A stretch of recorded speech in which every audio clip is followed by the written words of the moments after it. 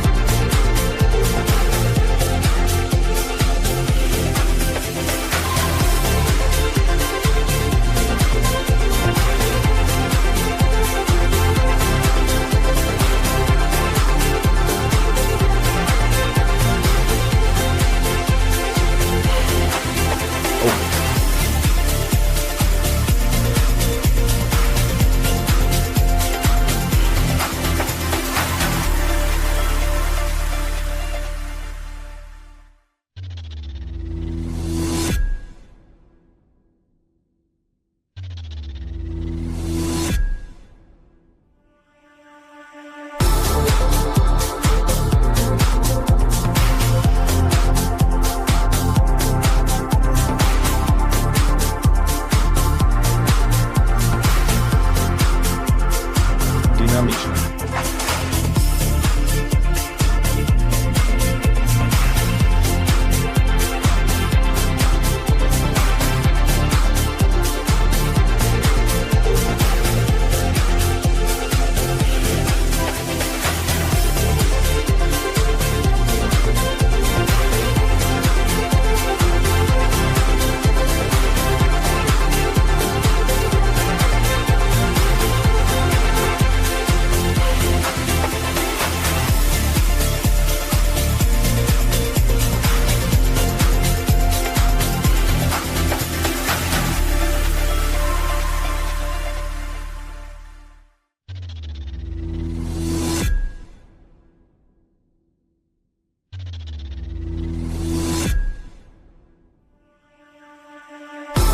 Слава.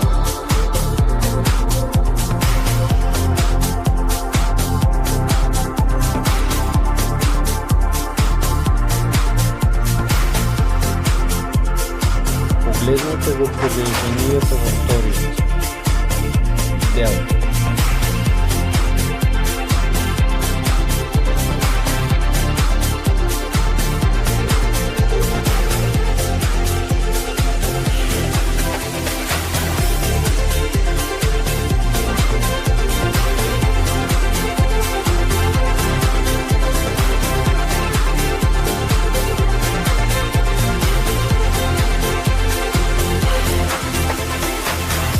Динамична музика, продължение, следва.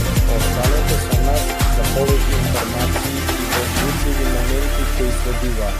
Не пропуштајте го продолжението кое ќе донесе нови и интересни содржини. Ова е само почетокот на она што следува, затоа бидете подготвени за уште повеќе динамика и забава. Во следните епизоди ќе откриете многу нови и возбудливи приказни кои ќе ве држат на работ на вашето седиште. Не пропуштајте ги моментите кои ќе ве остават без дих и ќе ви донесат многу радост и возбуда. Останете со нас и уживајте во секој момент од оваа неверојатна авантура.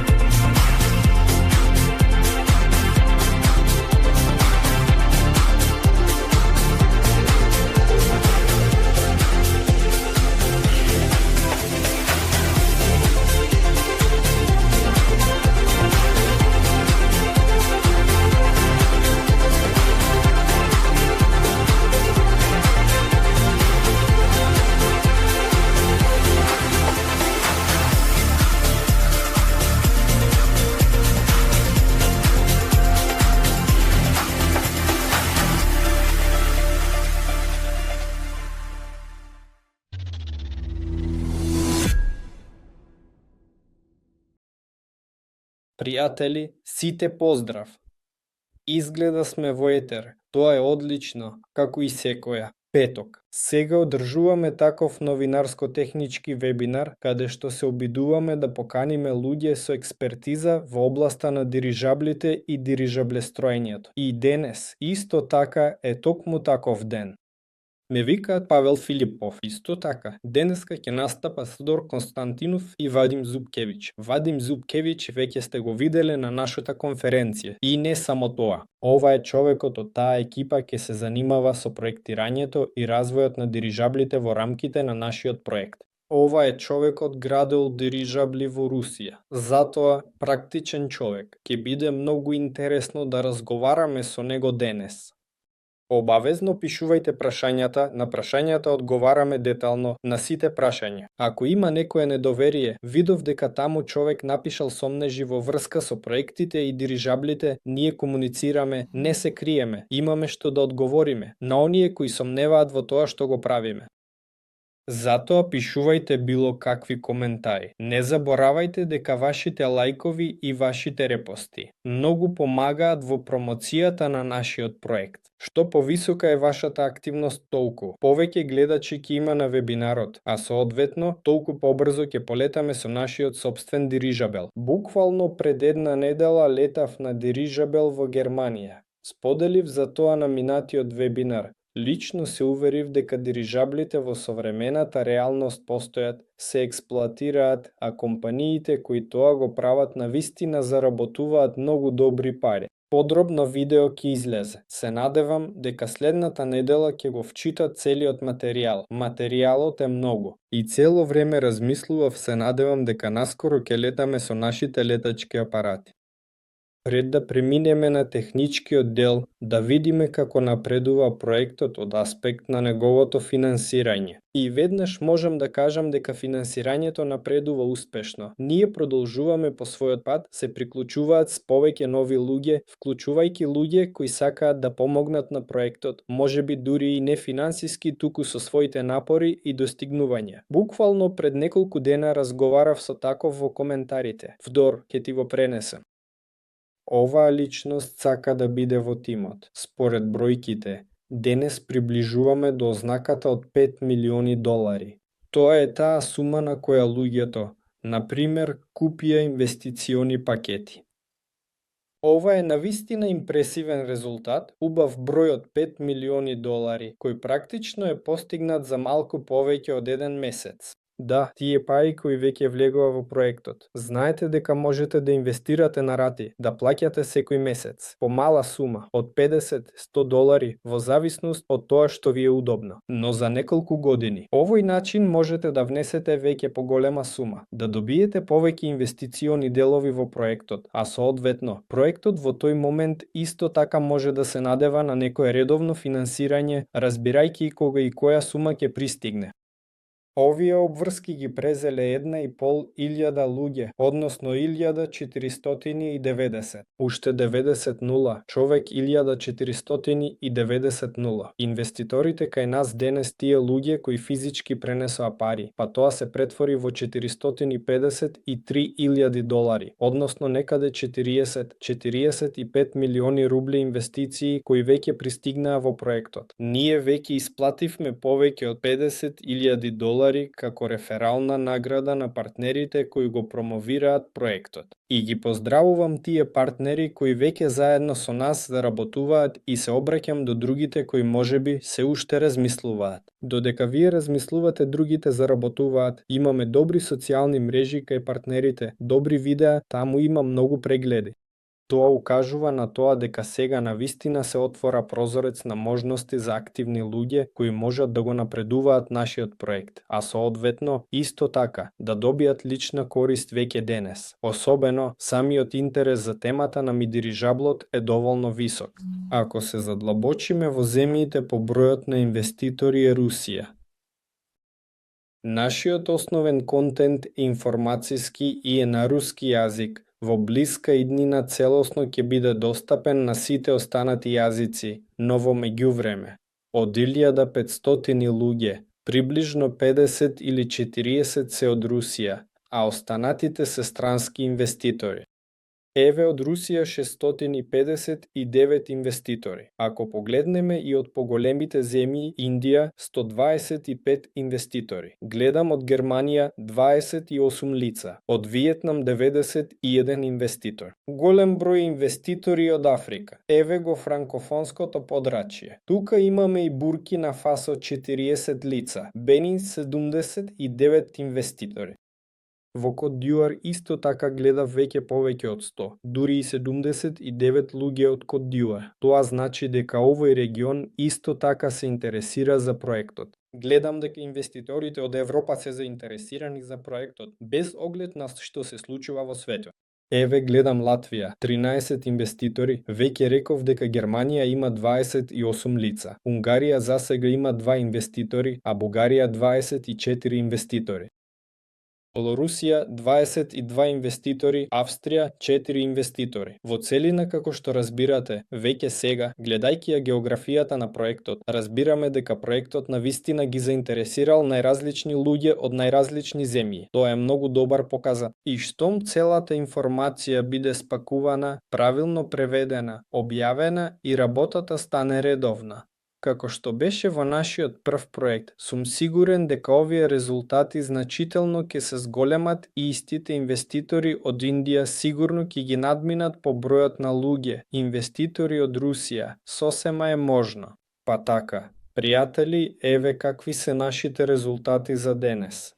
Ние стабилно напредуваме со купувањето пакети. Гледам, на пример, пакети на ден, сега ја отворам статистиката, имаме стабилно во опсекот. 20 до 30 пакети што инвеститорите ги купуваат. Во основа, тоа е добар показател кој покажува дека се движиме рамномерно и стабилно. Сакам да ви потсетам дека сме во предстартна фаза. Финансирањето на проектот и целосната работа на проектот се уште не започнала. Ние само се подготвуваме. При тоа, веќе гледаме голема поддршка и, да речеме така, тие инвеститори кои денеска не поддржуваат, наоѓајќи се во некој информационен вакуум, така или инаку, тие имаат секако најдобри инвестициони услови. Ако инвестирате денес на предстартап етапата, добивате инвестициони услови. Например, 2 пати поатрактивни од оние што ќе бидат на првата етапа, која наскоро ќе биде лансирана. Инаку веќе го дискутиравме ова прашање, кога може да се менува етапата, оваа настан не е далеко. Како што рековме, предстартната етапа ќе биде кратка.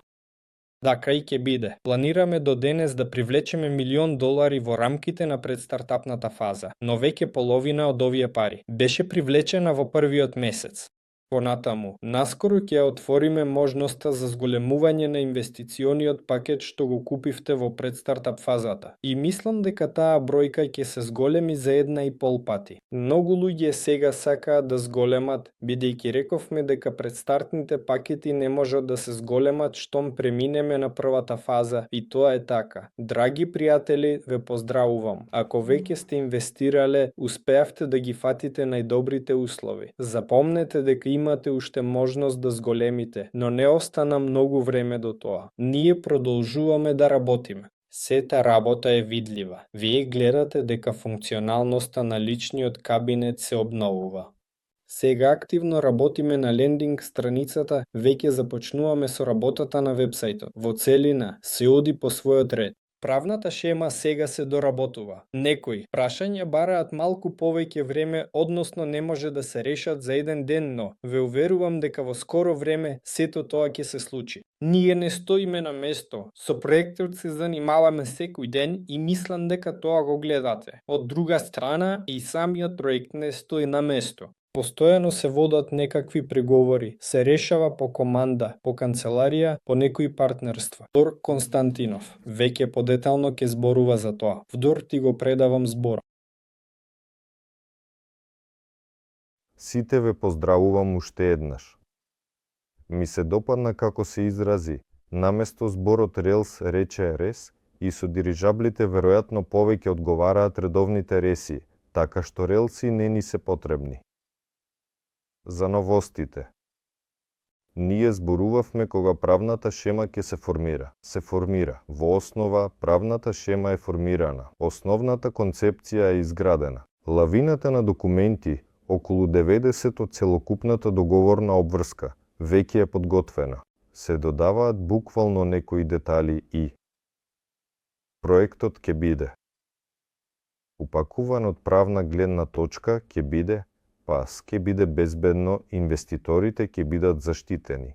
Проектот ќе биде заштитен од сите страни, ќе биде легално и тоа ќе се случи веќе следната недела. Најверојатно во вторник ќе имаме вест дека ура, сега официјално сме кул типови. Официјално се занимаваме со проектот. Ова е правна шема како од страна на финансиската системска структура, така и од страна на Русија, на пример. Приемот на пари е исто така нетривијална задача и е подготвено. Тоа е според правната шема, според канцеларијата. Добри вести, на пример. Изнајмивме канцеларија, најдовме метро Сокол, 500 квадратни метри. Денес во Телеграм ќе споделам видео преглед на овој офис. Таму сега завршија со козметичкиот ремонт, ги насликаат зидовите. Погледнете, се уште е во работна состојба. Ни рекоа дека за недела денас ќе биде измиено и ќе можеме да влеземе, така што ако се уште не сте во Телеграм, мислам дека веќе сте во Телеграм групата. Денеска ќе споделам видео, погледнете. И запознајте се со новиот офис. Еве, Павел токму предложи денеска да поканиме во офисот најистакнатите талентирани инвеститори кои ќе генерираат одлична идеја за нетривијално користење на дирижаблот.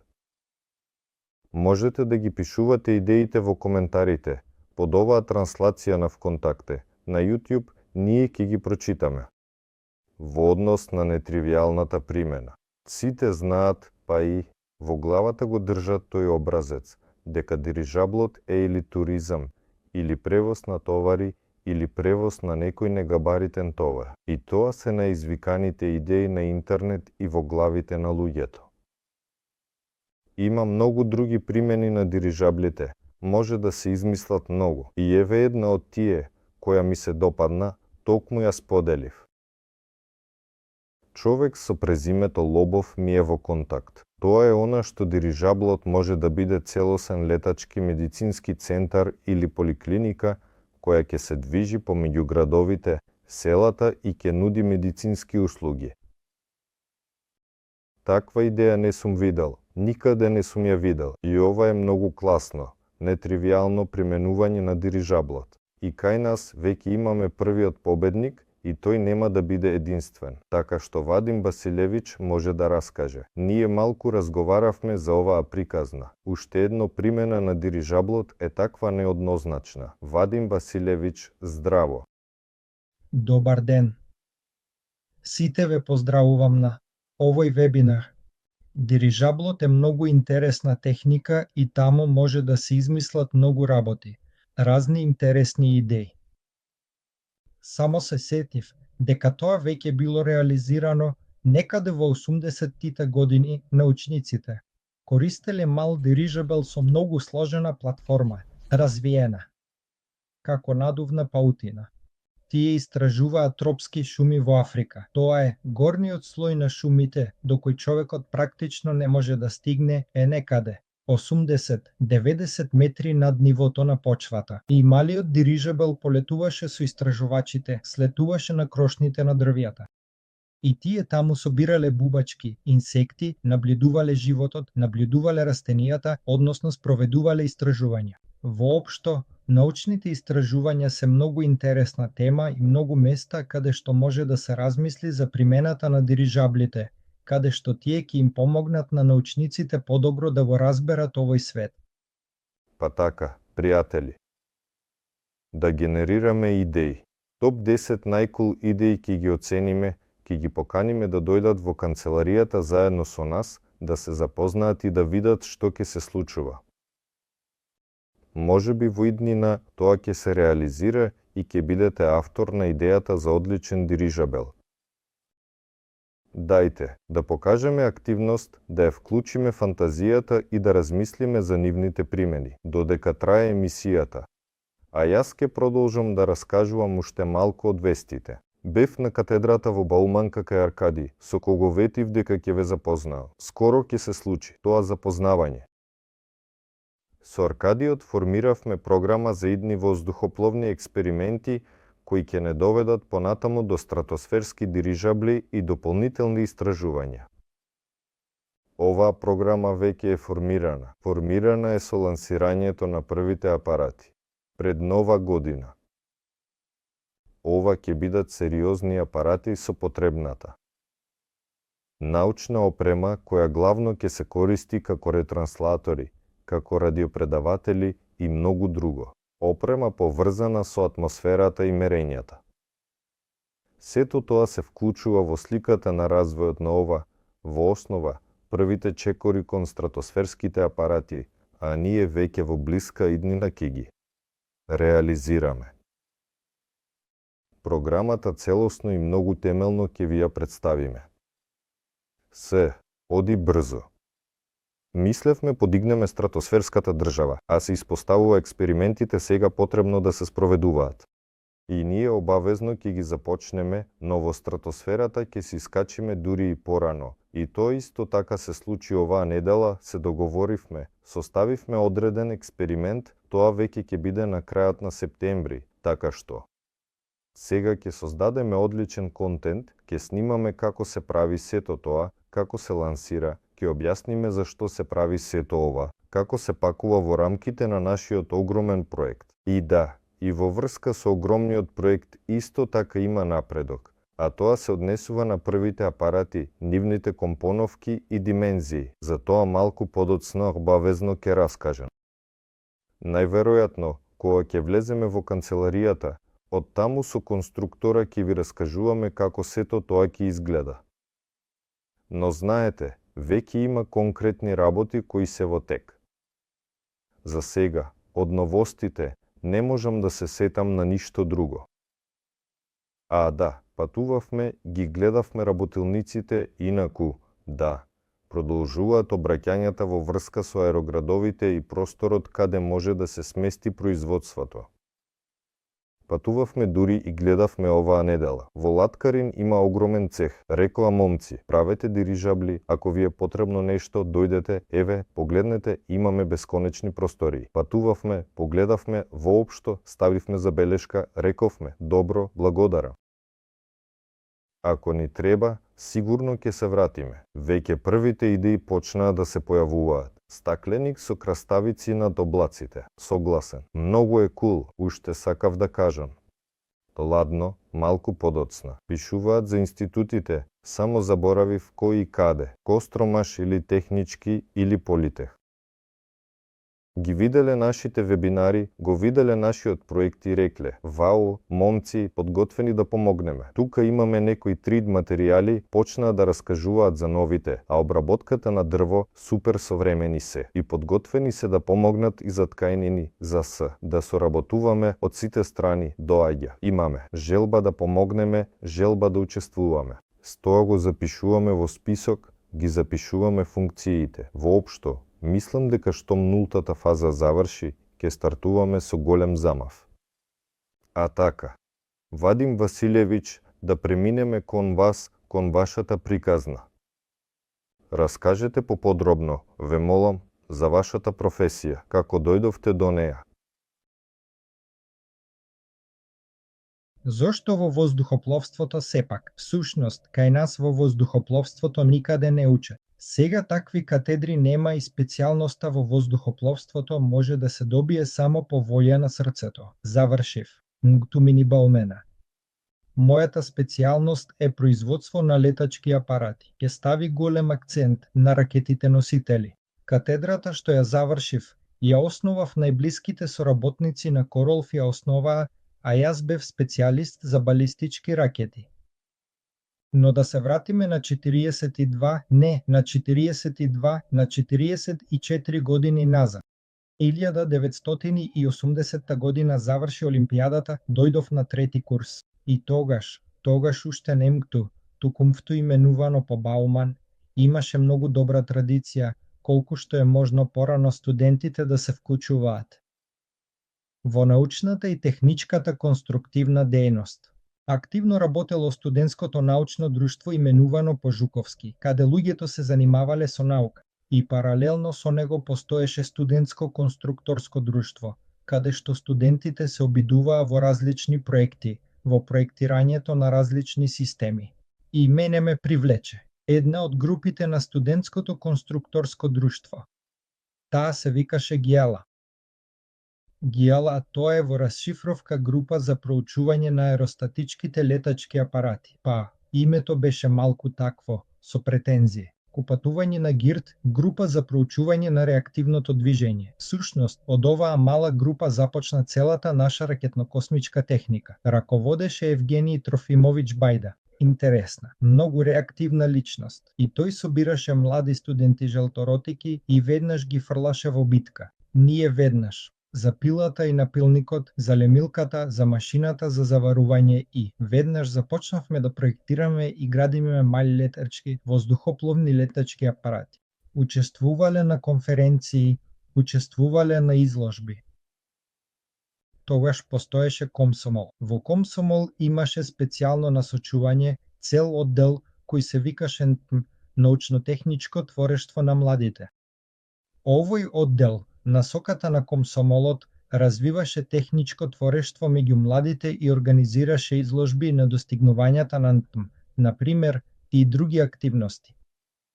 Се сеќавам, изложбата од 1982 се одржа на ВДНХ, во поранешниот Монреалски павилјон се уште стои, млади специјалисти и студенти од целата земја донесоа своји достигнувања. Па така, во следните 3 години поминав во оваа група ГЕАЛА и заврши со тоа што почнав да се борам за прераспределба.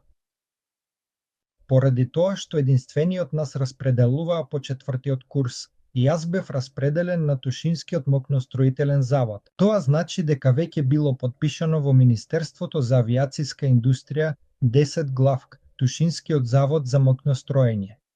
Тој токму тогаш работел на делот Буранот.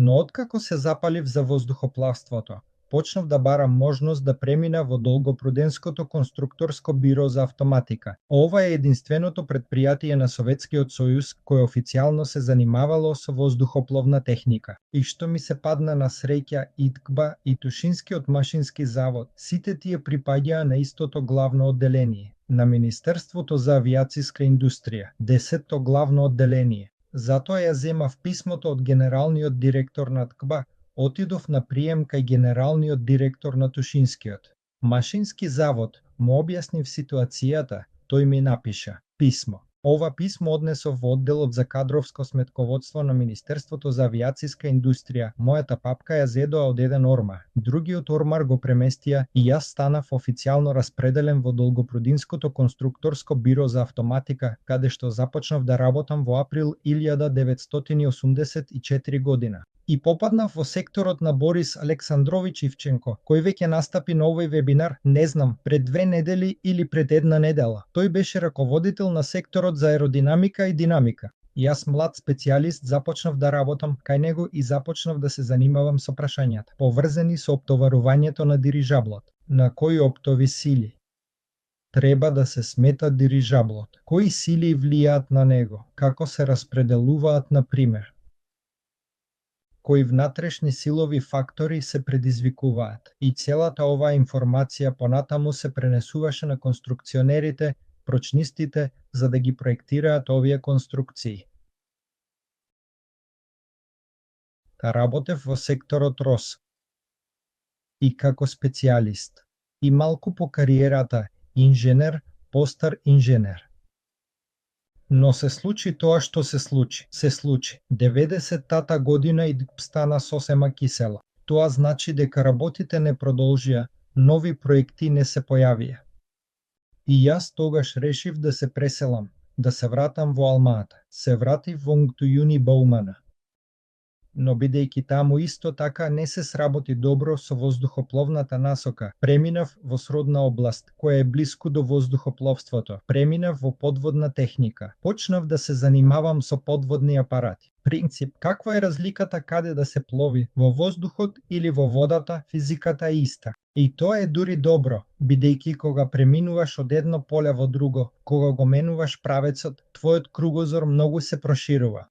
Ти ги гледаш достигнувањата на друга техника, потоа се занимаваш со малку поинакво. Ако таму се занимавав со аеродинамика и динамика, тука се фокусирав повеќе на цврстината, бидејќи под вода, секако, притисокот е колосален, треба да се занимаваме со цврсти корпуси, правилно да ги пресметуваме, бидејќи тежинските лимити се присутни насекаде, треба да знаеме како да ги проектираме, за да не бидат премногу тешки, за да не го потопат апаратот, за да може да плови. Дирижаблот дирижаблот да лета, подводниот апарат да плови, тежинската сводка, да речеме, е речиси како молитва, односно треба постојано да се следат масите, како не сме ги надминале лимитите, ние се уште пловиме, не тоне, ние се уште не паѓаме и летаме. Имаше интересни проекти, многу работи со кои се занимавав, но тоа не се однесува на нашата тема, па затоа нема да зборувам за тие проекти. А во 2004 година веќе работев активно во Авгур, воздухоплавателниот центар Авгур.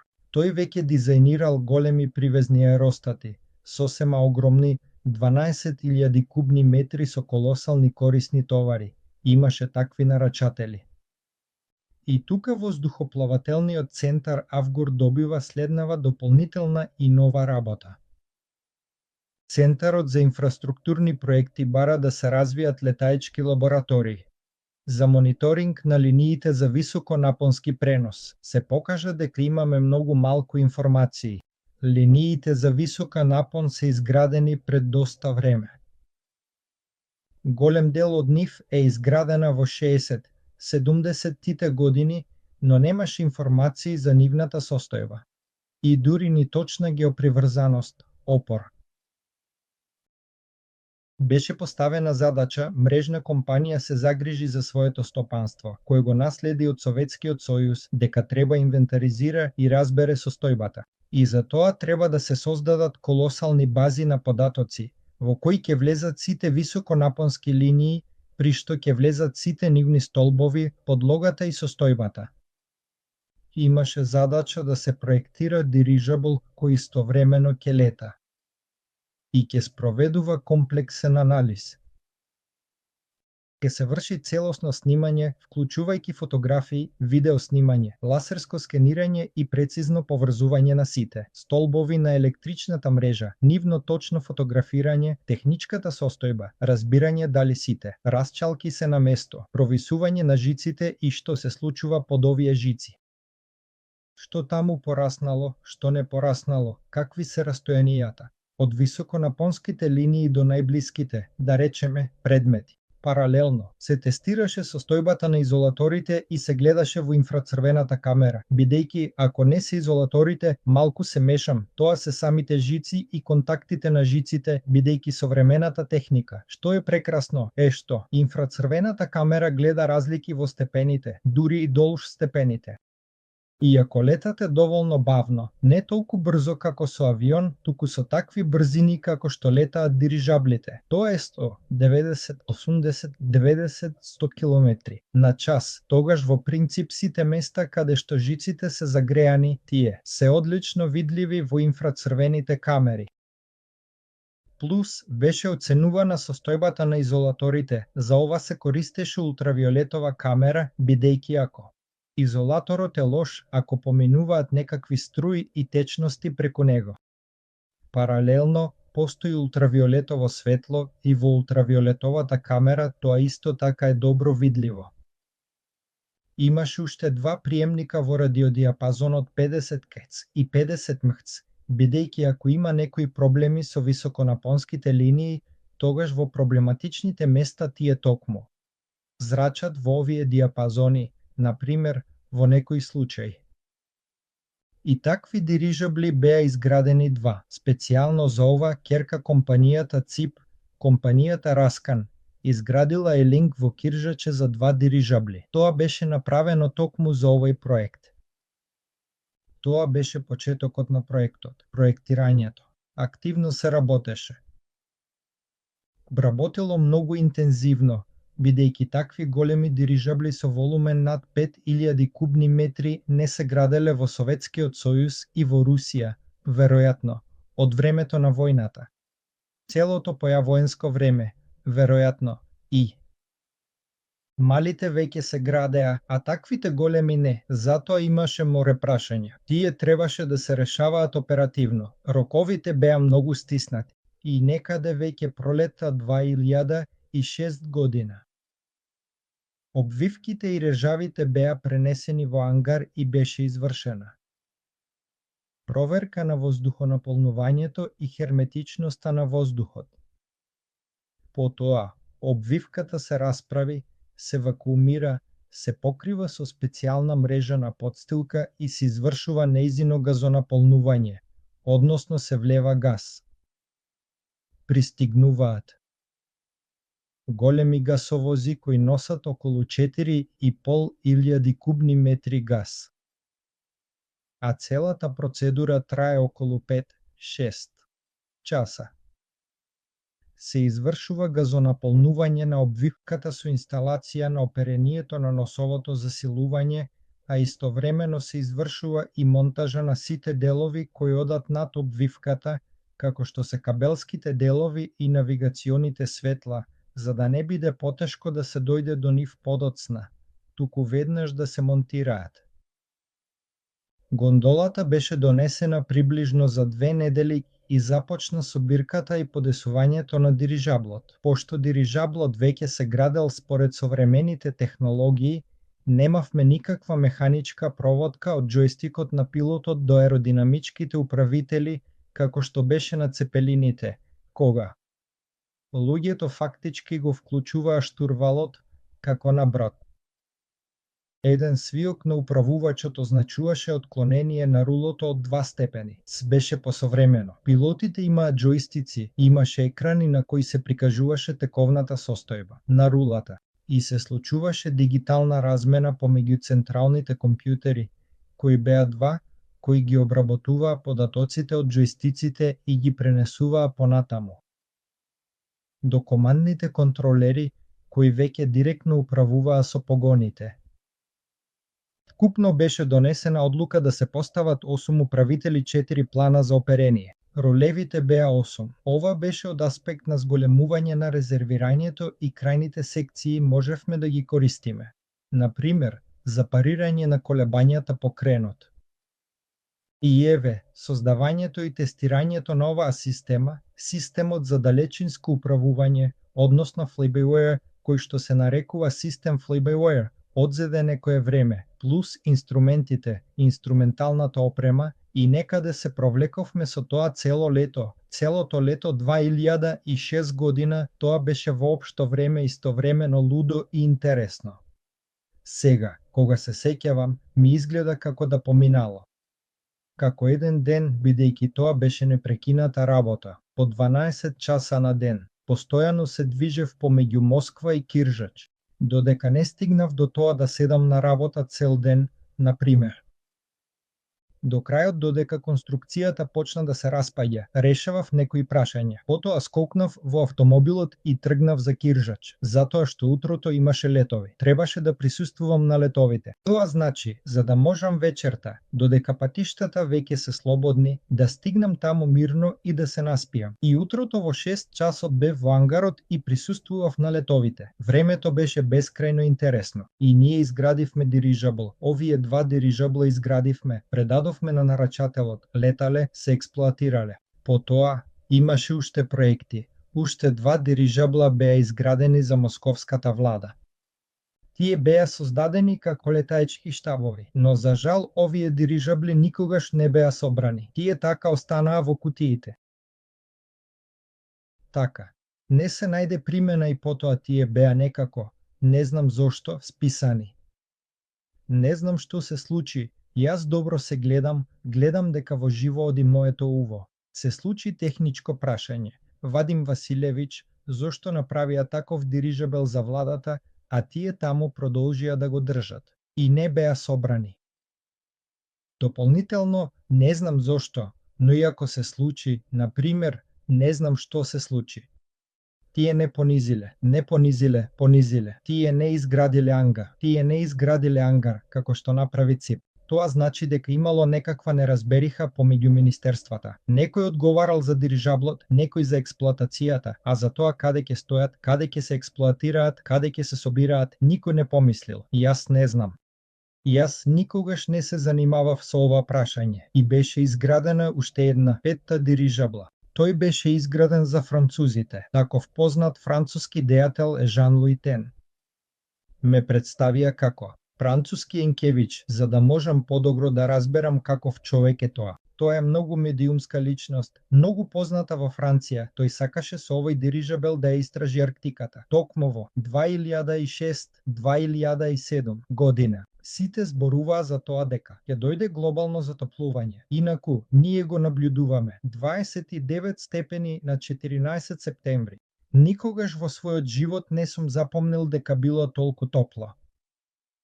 И он сакаше да лети со дирижабл во Африка, ледените покриви. За него беше. Тој го нарача овој дирижабл Петти. Тој беше изграден, испратен во Франција. Ние го во аеродромот. Во Марсеј, во ангарот, собрани се и летаа. И му беа предадени на нарачателот за да се подготви за оваа арктичка експедиција. И проектот беше многу интересен. Ако има некој од обожавателите на филмот Такси, познатиот француски, тогаш собранието на дирижаблот. Беше во истиот ангар каде што ја презентираат колата за јапонскиот амбасадор. Се сеќавате на филмот Такси, токму таму ја презентираат колата за јапонскиот амбасадор, каде? Што е смешната ситуација кога се активира воздушната перница на тој несреќен возач и перницата го притиска? Токму во овој ангар беше собран овој дирижабл, од таму излета и изврши тестни летови. Во аеродромот во Маринјан. Маринјан е приближно исто како Шереметиево за Москва. Марин за Марселија и потоа тој прелета во Кан.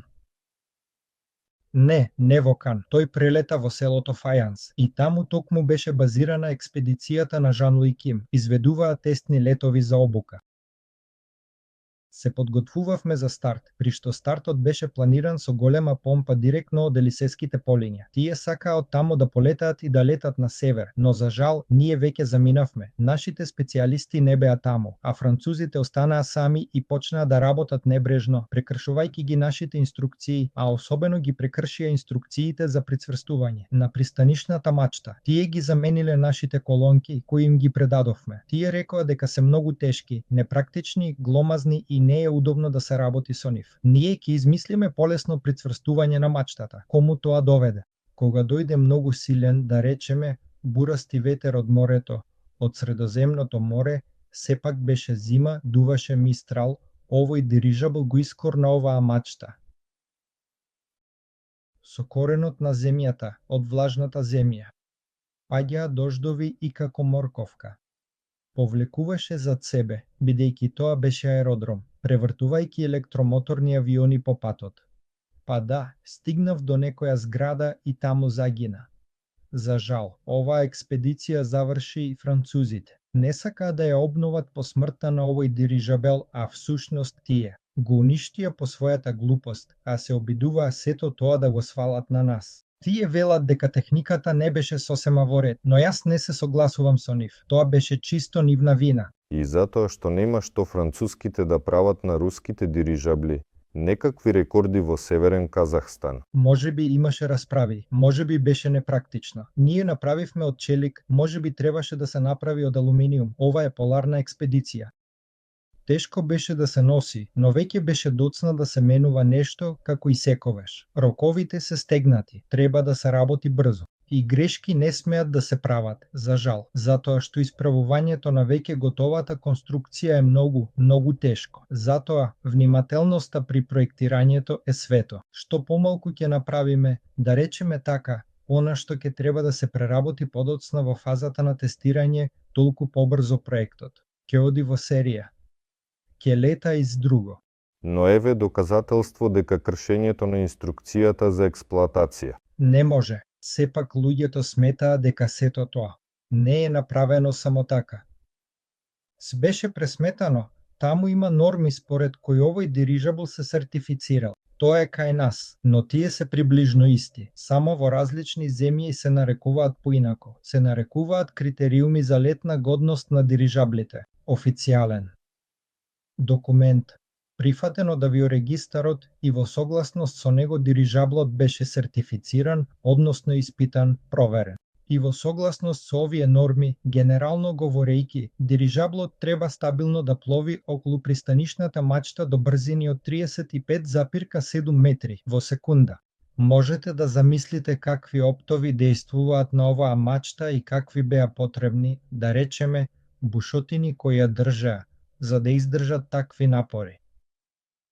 Конечно, кога дојде овој порив, тој беше доволно силен, беше на 20 метри, но 35 метри во секунда дури и не се чувствуваш, а нивното лепливо прицврстување едноставно не издржа и беше едноставно, извадено од земјата како морков. Представете си, земате морковка од почвата, ја вадите од градината, од прилика така беа извадени, неколку прицврстувања. Таа се расфрлаше со 8 утрасами кон земјата малку. Теренот таму е мек, во фајанс. Јас бев на ова поле, такво обично летно поле, за лесно моторна авиација. Таму се базираше овој дирижабл. Сето тоа беше тужно. Тука ни исчезнаа неколку нарачатели кои многу се интересираа за овој проект. Па, велам, добро е што сето тоа се случи во Франција, а не таму на самата експедиција. И никој не настрада и останаа живи. Па, поради мразот, тоа е невозможно да се извлече. Тие се надеваат дека ќе држи во мразот. Ледот е многу посилен од влажната, размокната земја на југот на Франција. Токму во февруари таму паѓаат дождови. Се е зелено, земјата е влажна. Искрено кажам, ова вест, кога ја соопштија, беше како нож во срцето. Толку многу труд беше вложен во овој апарат, ми беше многу жал. Искуството беше, всушност, многу интересно, бидејќи тие за оваа експедиција ангажираа многу познат американски пилот, за жал, сега покоен. Тоа во тој момент беше најтитулираниот пилот, да кажеме така. Најискусниот пилот на дирижабли во светот. Неговото искуство во летање со дирижабли било вкупно 17.000 часа. И тој започна да лета на овој дирижабел. Започна да лета поинаку од нас. Сето тоа беше интересно, да се гледа како тој го води сето тоа. И повторно велам дека пилотирањето со дирижабл не е сложено. Дирижаблот е стабилен, не може да падне, тој не може да се урне и кога леташ по маршрутата, по принцип не се потребни супер вештини на некој пилотловец, односно тоа е доволно, да речеме, рутинска работа. Чудесата започнуваат кога треба да се прикачи, бидејќи дирижаблот, за жал, не е толку лесно управлив на мали брзини, а улогите стануваат неефективни. Ние се обидувавме да управуваме со помош на свртување на моторот, со помош на различни насоки на моторот. Имаше 2 пропелера, тие се враќаа на различни начини. Можевме да создадеме моменти дури и околу вертикалната оска. Но инаку, нашите пилоти летале, но не толку вешто како овој Корки.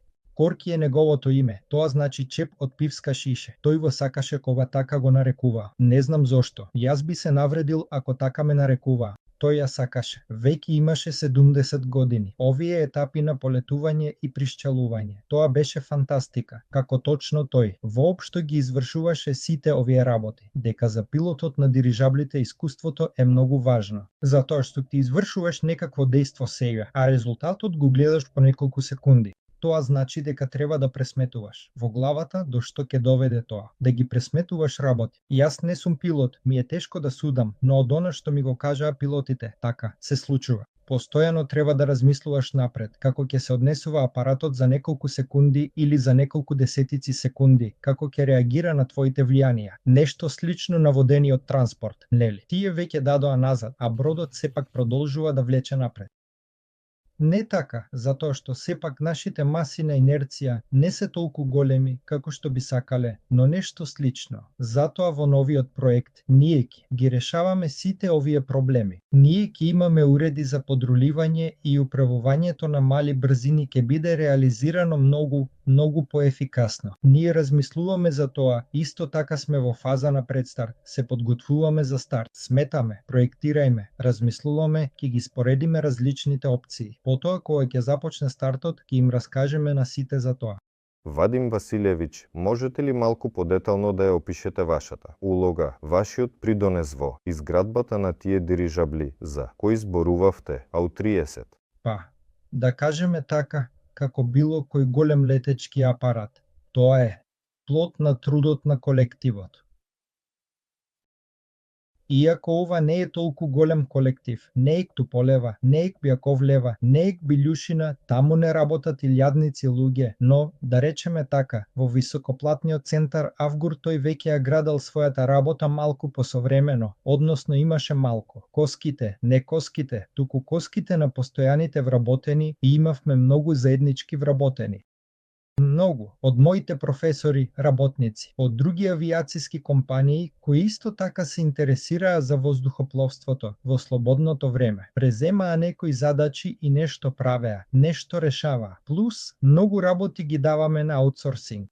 Еве, всушност, проектирањето на гондолата, проектирањето на оперението за нас. Го направи Оск Смај, искуственото. Конструкторство, биро на Московскиот авиациски институт, кој проектирало спортски авиони и различни експериментални авиони. Овие момци многу ни помогнаа. И со гондолата, и со предувите, и уште со некои системи, односно со механиката. Еве ја самата система за далечинско управување, секако, се беше направено под нашиот надзор, според нашето техничко барање, и ја изработи конструкторското биро за индустријска автоматизација ТИЕС од Саратов. Исто така, момците беа многу професионални. Тоа е голем тим. Главниот конструктор на проектот, тој, ја држи, како да кажеме, во главата идејата. Каков апарат треба да се добие, затоа што малку се случува како лебед, рак и шупка, секој влече нога во својата насока, треба некого да се прилагоди, некој да се стави во построги рамки. А кога воопшто се проектува за прв пат и нема, да речеме, аналози, тогаш треба да се измислат овие рамки, какви да се постават. Треба да се измисли така што прво човекот на вистина да работи, за да не биде, да речеме, како што понекогаш се шегувам, направено толку тешко, што може да се излее од авиацискиот чугун. И во исто време не треба да се стави во такви рамки што е невозможно да се изврши. Тоа значи дека се работи за постојани состаноци, дијалози, дискусии, предлози. Потребно е многу самостојно да се пресметува, да се проценува, постојано да се следи тежинската слотова, за да не се одат. Да се расправа, да се принудува на преработка, ако нешто не ти одговара. Понекогаш беше потребно да се принудува на преработка, да се коригира нешто. И еве таков труд на колективот, кој го насочував како што можев, како што знаев, како што разбрав, со сите мои сили и знаења. И тој, прец, дава многу знаења и искуства кои се многу важни за еднината. Сега, кога ќе правам нов проект, а јас веќе после тоа направив уште еден проект, и сега ќе има уште еден нов проект, тоа. Искуство, како што се вели, не можеш да го избегнеш, живееш со него, многу работи дури и во фазата на давање на задачата. Ви ги направил поинаку. Поинаку би направил конструкцијата, поинаку. Решенија, развивање, одиш напред и одиш напред, а луѓето кои го проектираат тоа одат напред. И се запознаваш со нови луѓе, тие ти раскажуваат, почнуваат да разбираат нешто ново. Ова е многу, многу интересен процес. И секој кој се занимава со инженерска дејност или планира да се занимава со инженерска дејност, го советувам. Ова е многу креативен процес, иако има многу рутина. Има многу рутини, бидејќи современите методи на проектирање се прилагодени за да се постигне што е можно повеќе од првиот пат, на пример. За да се избегне што е можно повеќе преработки и исправки во фазата на летачките испитувања. Тоа бара голем обем на многу внимателно проектирање и пресметки. Постојано се пренесува информација, на пример, оптоварувачи, прочнисти, конструктори и други. Има различни верзии на проектот. Нулта верзија, прва верзија. Постојано се врши прецизирање, затоа што ние направивме уред на нулта верзија. Добивме некакво распределение на масите. Проектираме, почнуваме да гледаме инерционите оптови, почнуваме да гледаме аеродинамичките оптови, почнуваме да пресметуваме оптовите на некои одделни елементи, почнуваме да ги проектираме тие елементи, се проектираат, се покажува дека некои од нив тежат повеќе, некои помалку, масите се прераспределуваат, нешто треба да се згусне, нешто треба да се прецизира и на некој етап сето тоа преминува на следниот круг, на издание број 1, појаснето. И така, поминуваш неколку кругови. Не на ад, туку на проектирање. И веќе доаѓаш до повеќемене таков варијант кој може веќе, да речеме, да се пренесе во производство. А кога роковите се многу кратки, малку се нарушуваат сите овие традиции и малку бежиме пред локомотивата и нешто почнуваме да произведуваме, а потоа доаѓаат други детали, веќе треба да се преработува. Евене у 30, така беше со носовото засилување, мораше целосно да се преработи. Тој носовен засилувач кој беше проектиран првично беше отфрлен и беше проектиран нов, бидејќи некои работи не беа земени во предвид и се покажа дека не може да издржи овие страшни оптоварувања од 35,7 метри, брзина на ветерот и бочен порив од 7,62 метри во секунда. Затоа, носовното засилување беше проектирано повторно веќе под овие оптоварувања. Со него и леташе, со него никогаш немаше никакви проблеми. Сепак, уништувањето не се случи во носовното засилување, туку токму на местото каде што мачтата беше прикачена на земјата. Што уште те интересира? Скратени рокови. Кои рокови? Се гради дирижабла. На У-30.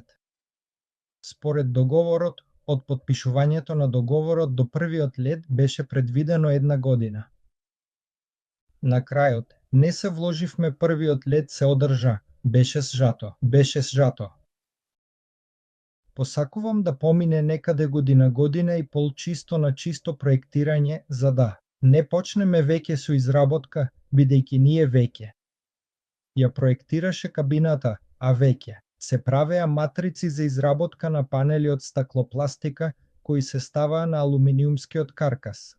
И тоа веќе многу не ограничуваше токму во компоновката на кабината, бидејќи матриците веќе беа подготвени и мораше да се излезе од тоа дека тие се такви какви што се, и да се вклопиме во овие габарити, да се распоредат инструментите, да се смести пилотот и да се разгледа ергономијата, стоа со оглед на тоа, без изградба на Еллингот, бидејќи Еллингот веќе беше подготвен. Еллингот се градел паралелно.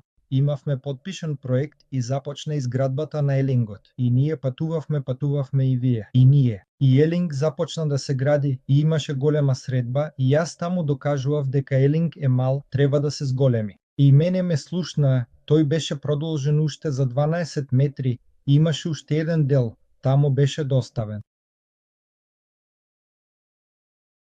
И така, по 1,5 година од моментот на потпишувањето на договорот, вие сте полетале. Всушност, тоа е брзо. Тем более, јас дојдов на овој проект 2 месеци по потпишувањето на договорот. Тоа значи дека беше потпишан договор, но не можев да заминам, бидејќи имав своји проекти во подводната техника, требаше да завршам, а дел да ги пренесам на другите момци, за да продолжат да работат. И штом ги завршив сите работи со преносот, во април 2004 година започнав со проектирањето, па со работата. Веќе е направено многу, но беше потребно да се зголеми обемот на обвивката. Кога започнавме да го водиме овој проект, обемот се зголеми од околу 4.500 кубни метри до 5, не, дури и повеќе. Кога дојдов, апаратот беше 4200 кубни метри. Веќе изградивме раскроен обем од 5065 кубни метри. Ова е раскроениот обем, со оглед на тоа што тканината таму беше лапсанова, силовата обвивка сепак малку подобро се истегнува. Затоа, кога спроведувавме тестирање со воздух на обвивката, направивме точна мера. Колку воздух влегува внатре преку проточниот мерач и измеривме 5200 кубни метри. Сметаме дека овој апарат имаше обем од 5200 кубни метри и покрај тоа што раскроениот обем е 5065, поради самата стегливост на обвивката под притисок, таа малку се истегнува. Излегува 5000 кубни метри, а всушност 5200. А тој апарат од кој што ќе почнеме, оваа формула 500 на 500 или како што беше порано летајчката јахта, дали ќе биде помал? Да кажам, не можам да зборувам за летајчката јахта, таму има свој главен конструктор. Ке ви раскажам малку за овој голем, 60.000 апарат. Ке ви раскажам малку бидејќи и ние веќе почнуваме да размислуваме за него. Па, ова ќе биде друг апарат. Ова, повторно, за нас е ново искуство, бидејќи никогаш не сме градели апарати со цврста конструкција ала Цепелин. Ќе објаснам зошто ала Цепелин, иако 60.000 кубни метри е тој волумен што со современите материјали може да се направи и со мек корпус, бидејќи технологиите на вистина напредуваа многу и се појавија многу синтетички високоотпорни влакна, знаете, како што се кевлар, виктран и слично, и секако во споредба. Дури и во споредба со лавсанот и полиестерските ткаенини, ова е неколку пати посилна ткаенина со поголема специфична чврстина, а во споредба со памучните основи на кои летале, да речеме, предвоените дирижабли, тоа воопшто не е ни за зборување. И, во принцип, ако користиме современи текстилни материјали како силов слој, многу високоотпорни, тогаш во принцип може да се изградат и меки дирижабли со волумен од 50-60 илјади кубни метри. Но бидејќи планираме да превезуваме луѓе, ова е мојата принципијална позиција и Александар Николаевич Килин исто така вели дека треба да има конструкција, бидејќи конструкцијата е безбедност. Кога ја одржуваме формата на корпусот само благодарение на внатрешниот притисок, секогаш постои ризик, и тоа ризик не, како во лет, бидејќи во лет пилотот сконтролира. Ова е ризик на земјата. Постојано мора да се следи притисокот. Да секогаш биде дополнително наполнета со обвивка. Дури и во тие случаи, кога дирижаблите од новата ера, на пример, истиот Skyship, знам дека имаше некој изгубен. Иако беше изгубен поради тоа што не се следеше притисокот, така што кога уредот беше на мачтата, притисокот беше изгубен, повторно дојде силен ветер и сепак обвивката без притисок не можеше да се справи со тоа. Цврстата конструкција го ослободува од проблемите, односно притисокот сепак ќе биде, бидејќи тоа е она што го прави и помага да работи конструкцијата. Тоа значи дека ќе има херметичка обвивка која помага. За притисокот помага да работи конструкцијата и дава по аеродинамична округла форма, не толку аглеста како цепелините од минатото. Но конструкцијата секогаш ќе не спаси и во моментот на паркирање, иако се случи губење на притисокот на височина за време на летот, ништо страшно нема да се случи. Само малку ќе ја намалиме брзината за да ја намалиме оптовареноста на конструкцијата и еве може да летаме понатаму, дури и без притисок внатре во обвивката. Плюс, најважно е секционирањето. Ако имате цврста конструкција, можете да го поделите внатрешниот гасовит обем на многу секции.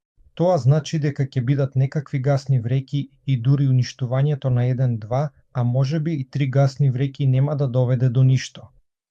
Тоа значи дека апаратот ќе ја задржи можноста да изврши лет не со таа брзина, не толку убаво, не толку возбудливо, но може да се врати, да слета на базата. Никаков штетен ефект за патниците, тоа е безбедност. Затоа, 140 метарскиот апарат со волумен од 60,000 кубни метри ќе има цврст внатрешен каркас. Сега размислуваме за тоа како да го направиме, како ќе изгледа. Веќе правиме некои пресметки. Сметаме дека мојата идеја е сепак да се споредиме со најдобрите конструкции. Што постоеле, на пример, од овие цврсти дирижабли, сепак, легендарниот 127 граф Цепелин. Мора да го надминеме по сите параметри. Со оглед на современата технологија, ќе бидеме помали, а ќе носиме повеќе, ќе летаме подалеку, побрзо и побезбедно. Меѓу другото, затоа што ние како носечки газ користиме незапален хелиум, а не водород. За жал, овие најстрашни катастрофи, по кои заврши ерата на дирижаблите, се случија затоа што сепак летале на водород.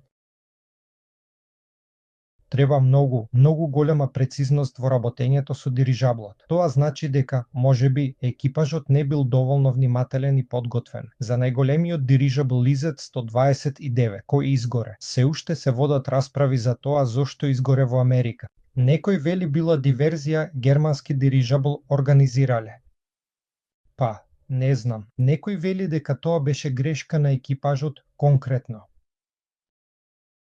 Командирот, кој започна да изведува многу силни, многу остри маневри при пристапот.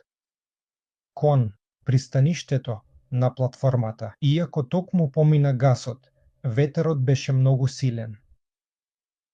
Но современите методи на проектирање, современите методи на пресметка, треба да разберете дека таквите сложени конструкции, кои се состојат од огромен број елементи, беа проектирани тогаш, во 20-те години, се уште, повеќе интуитивно. Точно да се пресмета цврстината на оваа конструкција со методи, да речеме, дури и калкулатор не беше можно, графичката линија е невозможна. Тоа е искуство, тоа е инженерска интуиција, но искрено да кажам, сум подготвен да ја соблечам капата, што луѓето без такви можности создавале такви величествени конструкции. И ние, вооружени со современи знаења, современи програми. Треба да направиме подобро. Ова ќе биде побезбедно, ќе биде поманеврено, ќе биде побрзо, ќе биде поудобно за луѓето и за здруго. Ова ќе биде одличен проект. Многу мечтам да се реализира, чешаат рацете. Со нетрпение го очекувам стартот на овој проект. Да, штом заврши пред стартот, ќе следи старт. И кај нас се развива. И се за тоа е тука. Пријатели, да ве подсетам. На почетокот на вебинарот објавивме конкурс за нетривијални идеи за примена на дирижаблите. Виждам, тие веќе се појавуваат во коментарите.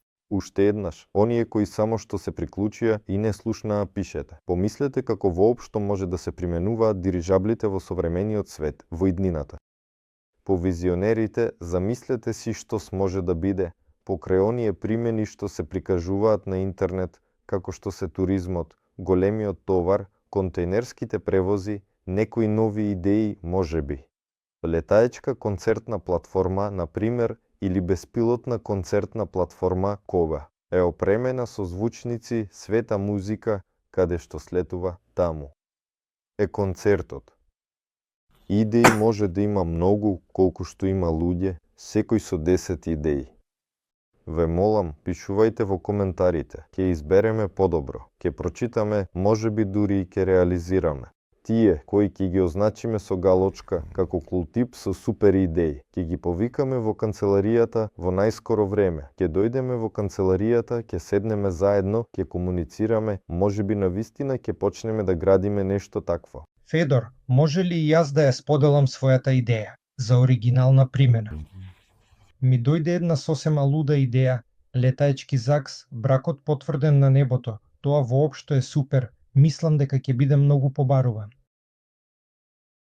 Па да, дворец, венчавка, зошто да не? И јас така размислував. Не знам од каде ми дојде таква идеја, веројатно генерирав со помош на невронски мрежи дирижабл над Москва и кога на невронските мрежи им поставиш типот да нацрта нешто поврзано со Москва, таа насекаде црта куполи, цркви и така натаму. И како? Некако се случи дека по 5 минути веќе генерирав православни дирижабли над Москва. Тие беа сите украсени со иконостаси, сите со куполи, со крстови. Јас таков, па, зошто? Да не, имаме мобилни храмови, летаечки, исто така може.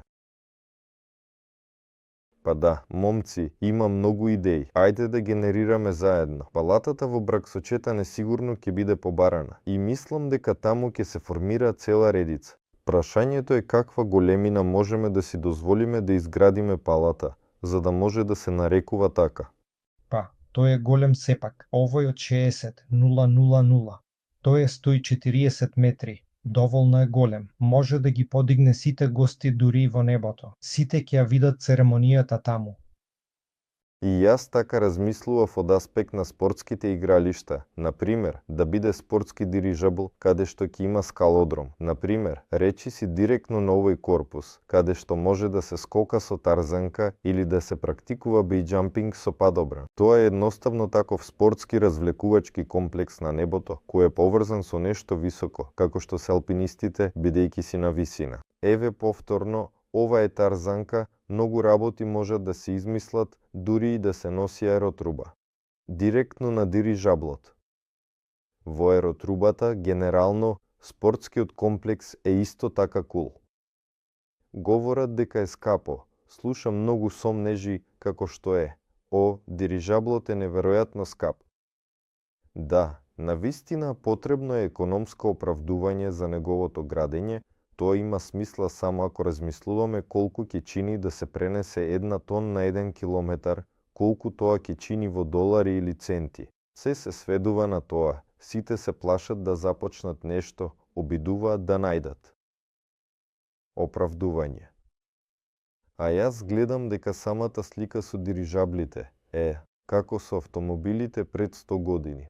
Правеле единствени автомобили само за единици на оваа планета, за цареви, таму председатели и слично. А сега автомобилите, еве, од мали до големи, ги има многу, масовно производство.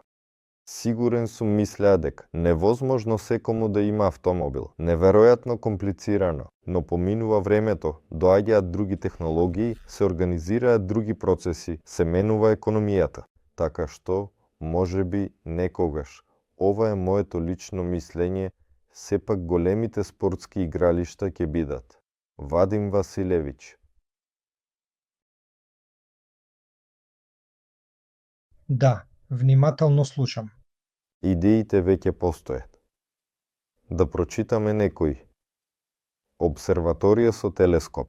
Ова веќе е реализирано само не на дирижабли, туку на стратосферски аеростати. Во Антарктик се лансираат многу научни телескопи. Многу интересни експерименти се спроведуваат. Она што не може да се види од земјата, може да се види од стратосферата. По идеја, да, стратосферските дирижабли до кои ќе дојдеме, ќе можат да подигнуваат просто посилни телескопи отколку што се подигаат сега во целина. Да, идејата е разумна. Идејата е со 200-тонскиот апарат да се направи систем за спасување на екипажите на подводните бродови. Многу разумно. Па, може би дури и не на основа на 200-тонскиот. Не е потребно многу за да се спаси екипажот. Екипажите не тежат 200 тони, 60,000 кубни метри. Се сосема доволни за таква задача. Еве идеја за стратосферска електрична станица или станица за ласерско забрзување на микроспутници за истражување на сончевиот систем и за изнесување надвор од неговите граници. Треба да се гледа, треба да се размислува. Ако таму веќе, да речеме, атмосферата дозволува да се пренесе толкаво количество енергија што може да се забрзаат микроспутниците, зошто да не, да се подигне ласерска инсталација. Не мислам дека ќе има некои проблеми. Тука се сите идеи на еден човек, Андреј Булашов. Тој предложи дирижабл како привремени потпори за жичници или лесни мостови, каде што нема можност да се постави потпора. Но мислам дека тука не станува збор за дирижабл, туку за статична разгрузка, на која е закачен истиот. Дирижаблот сепак е нешто што лета и се управува, а оваа работа е статична, но во целина идејата. Е во принцип, такви работи исто така се правеле за извлекување на дрва. Тоа значи, за да не се гради пат во шумата, одсеченото дрво да се премести, се правеле жичници со аеростатска разгрузка. Тоа значи дека такви проекти навистина постоеле. Во која земја е тоа? Во Канада. Во Канада. Ого, интересно. Дали некој ќе може да најде материјал во кои години тоа воопшто било? Тоа беше во 70-тите години. 70-тите. Инаку, може би дури има видео. Набргу разговаравме за тоа. Еден од крај проектите, Skyway, исто така нуди транспорт по жични патишта, например, за пренос на некои корисни минерали. И ние размислувавме, а што ако го аеростатираме? Може да се стави многу повеќе таму. Ова е продолжение на идејата дека може да се ослободи нешто. Со Skyway заедно може и да се ослободи. И да се движи. Петар, тоа е повеќе за привремено. Ако планираш да пренесуваш, подобро е да изградеш стационарно без ерестатичко истоварување. Сепак, со шумата таму треба да се преместуваат овие потпори. Растоварувањето беше исплатливо. Тоа значи дека ти си денес тука, утре таму. Тоа значи дека оваа жичара за извлекување на дрва може да се поместува во зависност од тоа каде работиме. Ако веќе имаш рудник и треба постојано да се транспортира, тогаш треба да се изгради нешто стационарно. Согласен. Па, има нешто, стакленици на доблаците. Инаку, како идеја дополнително, може би и. Зошто не? Така, момци, треба да го пуштиме Вадим Василиевич. Ние се договоривме точно толку. Сега ќе ги прочитаме вашите идеи, ќе ги дискутираме и да се заблагодариме на Кевиќ, Вадим Василиевич денес беше со нас. Ви благодарам многу, секогаш сум со вас, секогаш сум подготвен да одговорам на вашите прашања. И се надевам дека ќе биде во ред. Уверен сум дека ќе ни успее. Имаме искуство, имаме знаење и имаме желба да го направиме тоа. Се ќе направиме. Благодариме што сте со нас. Довидување. С најдобро, с добро. Па, момци, дајте уште малку време за идеи за стакленик со краставици. Како и да звучи, многу странно е, но мислам дека е можно да се направи.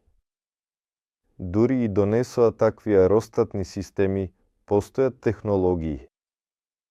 Како аеропоника, кога корените растат во пареа со специјални субстанции. Растението расте без земја. Ако на аеростатот се подигне така, корените да се пуштат во облаците, дали ќе израсне? Може да се спроведе експеримент. Не е толку сложен. Во врска со идејата да се користи во археологијата. Тоа е приближно исто како во геологијата. Може да се постават моќни скенери. Еве еден од уредите, дирижаблите за Африка, кој се градел, тој се исплатил само со пронаоѓањето на една кимберлитна цевка. Тој буквално излета, ја најде со помош на скенер и беше уништен случајно од винетите на пилотите, но целото негово градење се исплати затоа што ја најде оваа работа. И правејќи такви геолошко-истражувачки дирижабли, тие исто така стануваат и археолошки. Постојат современи технологии кои картографираат што е на површината на земјата и што е под земјата на големи длабочини. И тоа, како што рече Вадим Василевич, може да се користи во науката на многу места. И тоа е потребно и исплатливо. Разузнавањето на корисни ископини точно. Активности за заштита на животната средина и следење на животните, вклучително и тоа. Еве, Вадим Василевич започна да зборува за Аероскан. Кој беше нарачателот на тие дирижабли со скенери за поддршка, ТИЕЛБ? Се сретнавме со нив на почетокот на оваа недела. Ова е исто така една од вестите. Се запознавме таму. Пристигна генералниот директор и извршниот директор на тековната компанија, која порано се занимаваше со тоа. И тие токму зборуваа за шумските стопанства. Природните. Како тука да се мониторираат животните. Говорат дека оваа операција на вистина е многу побарувана и дека луѓето постојано се подготвени да плаќаат за неа. И еве, тие имаат таква позиција, дека дирижаблот мора постојано да работи. Ако лети 3 дена во годината, тоа не е комерцијализација. Комерцијализацијата е 24/7 вечни летови. Не станува збор за некакво мониторирање. А ако има мониторирање, тогаш тоа се шуми, животни, вода и слично. И оваа држава има пари. И велат дека да, таква задача постои за дирижаблите. И таа. Па, речи си една од првите работи на кои треба да се стави акцент. Тоа е позицијата на тие, повторувам, момци, мажи, кои веќе комерцијално успешно ги применувале дирижаблите, скенирајќи ги линиите на електричната енергија. И, инаку, со оваа задача, тие сега исто така гледаат дека може да продолжат. Просто тогаш имаше низата на настани, која доведе до тоа што целиот овој систем се распадна. Говорат дека ако сега се обединиме и го обновиме сето тоа повторно, сето тоа ќе донесе комерцијален успех. И тие во тоа се целосно уверени и тогаш направија, велат и сега ќе направиме и никакви пречки за тоа не гледаат.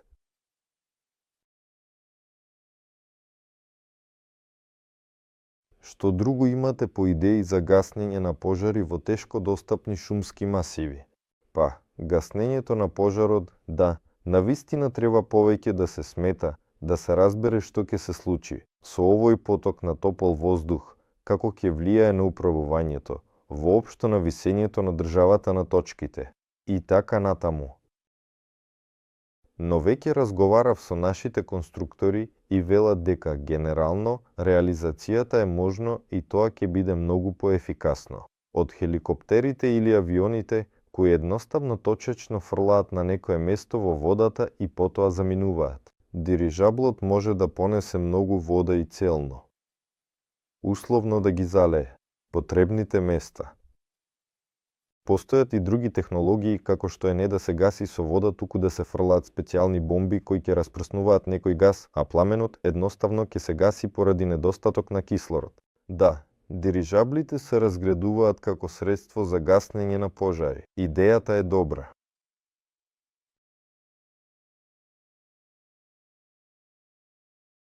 Прашањето: ако месец собереме $1 милион, кога да очекуваме лет на првиот дирижабл? 1 година или 5 години? 1 година. Како што денеска рече Вадим Василевич, тие од моментот на потпишување на договорот планираа за 1 година да изградат L-Link и да го подигнат дирижаблот во воздух. И тоа беше. А у 30, таму условно 12 места со опрема. И така натаму. Роковите пропаднаа, ги подигнаа по 1,5, но речи си првото искуство во изградба на вакви доволно големи апарати. Сега веќе сите се на искуството. Во целина, за година дена може да се подигне. Прашањето е за сертификација. Тоа е друго прашање.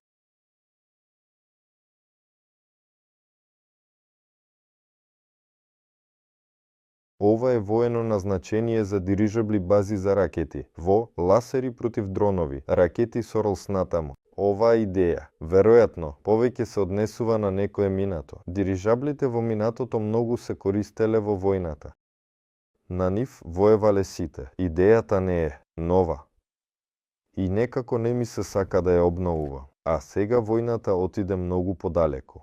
Тоа веќе е хиперзвук. Таму речи си планираат да се борат од Вселената, а дирижаблот сепак е повеќе мирна приказна.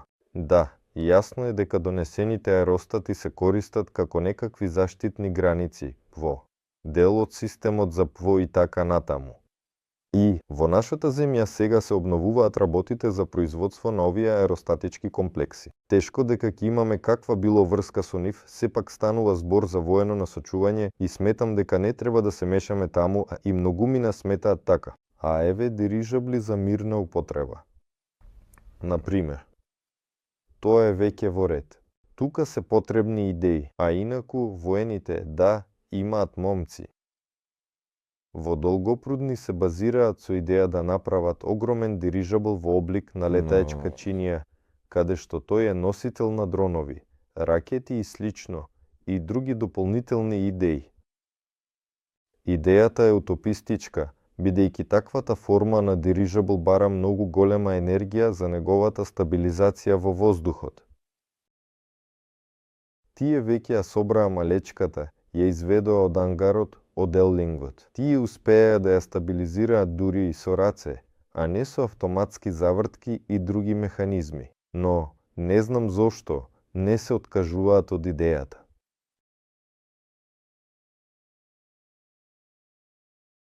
Изумуваат наводнување на полиња во земјоделството. Инаку, некаде земјоделски дирижабли, најверојатно е одлична идеја. Тој може таму да донесе речиси комбајн да го постави на полето. Додека комбајнот работи, дирижаблот може да извршува некоја друга работа, да распрснува нешто или да прави нешто друго. Паралелно мониторирајќи, бидејќи таму има мониторинг, оваа оценка со компјутерско гледање на состојбата на полјата што се случува на нив. Ова исто така сега е доволно голем комерцијален сектор. Потоа може да ја зема оваа земјоделска техника и да ја пренесува некаде понатаму. Во целина, дирижаблот треба да се користи за земјоделски работи. И еве, во оваа насока треба добро да размислиме. Мислам дека тука има многу одлични концепции скриени.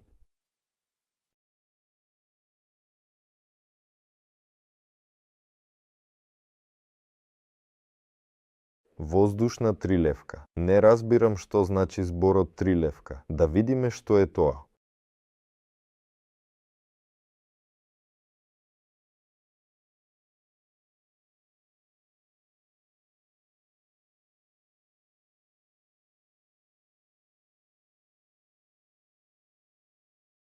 Лесозаготовки, самоходни летечки апарати, трлевочна система, аеростат, ага, преместлива поддршка, товарен кран. Воопшто, јасно е, доволно стара идеја, но воопшто дирижаблите, како што јас самиот разбирам, можат да се применуваат насекаде, да носат по воздухот. Се, што е можно и во автоматски режими и во полуавтоматски. Исто така, како што сега рече Вадим Василевиќ, во Канада веќе така лесно носеле, аеростатички растоварувале и по некој тамошен упатувачки механизам сето тоа го влечеле.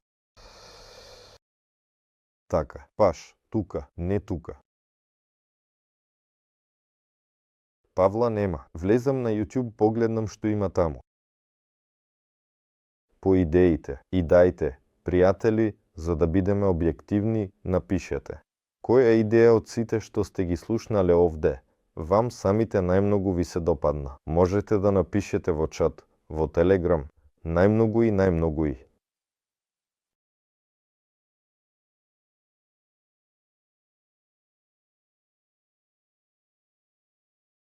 Божавам рубриката со соништата. Дирижаблите се што сонувам во позитивен контекст. Ви благодарам многу.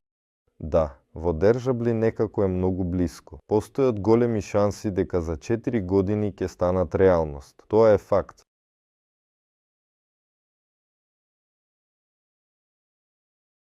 Зошто да не направиме дирижабл алтернатива на авиолиниите? Но не треба да биде алтернатива, таа треба да ги дополнува постојните решенија.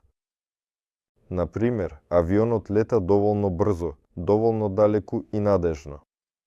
Според статистиката, но некаде не лета. Еве, имаме голема територија и таму нема никаков меѓуград, таму има меѓурегиони.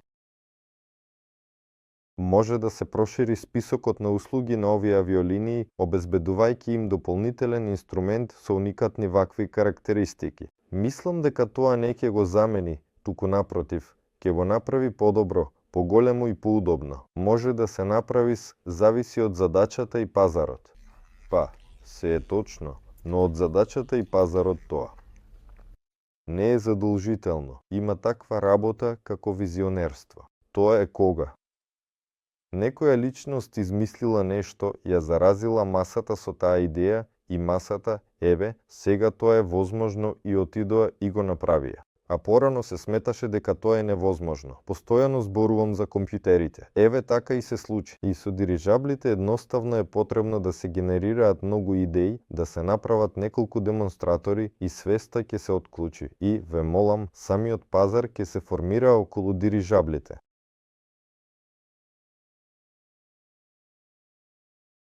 Ти некако спомна Норилск. Случајно не си бил таму? Не сум бил. Мојата сопруга таму е родена. Може ли да се користат дирижабли во Арктикот? Секако. Може. Тоа. Па, повторно. Ако задачата е да се проектира и изгради дирижабл за Арктикот, задачата ќе биде исполнета. Тоа е обична инженерска работа и ние живееме во 21 век. Сега, ако нарачате автомобил за јужните земји, таму печки нема да има. Ако се градат куќи на север, тогаш тоа е огромна основа, дебели ѕидови, а блиско е котварницата. Ако се градат куќи некаде на екваторот, нема основа, тенки ѕидови, климатизација таму поставена. Тоа значи дека е под задач и да се изгради дирижабл за експлоатација на далечниот север, каде што е многу студено.